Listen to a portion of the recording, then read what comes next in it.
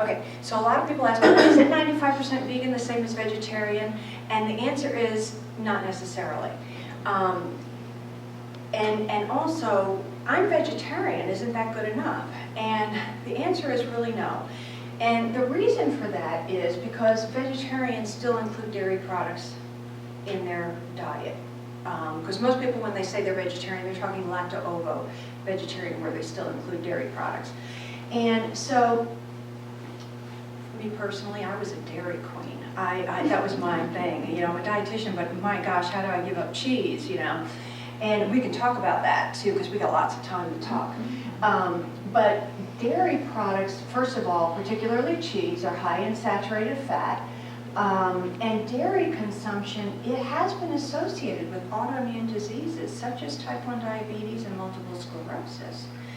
And it's also implicated in tumor growth in certain cancers. And, you know, first you have the saturated fat, we talked about that.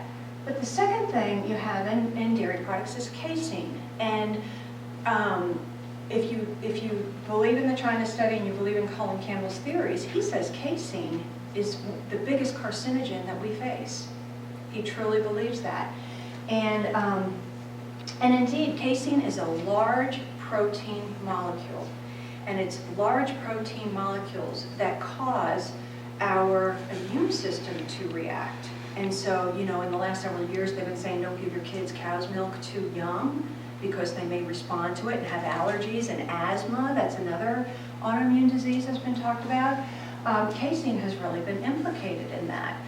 And so, no, we don't want dairy products for that reason. The other thing is dairy products naturally have IGF-1, which is called insulin-like growth factor. Insulin is an anabolic hormone, meaning it builds tissue. It builds, right? And so if it builds cells and it builds tissues, it can promote tumor growth.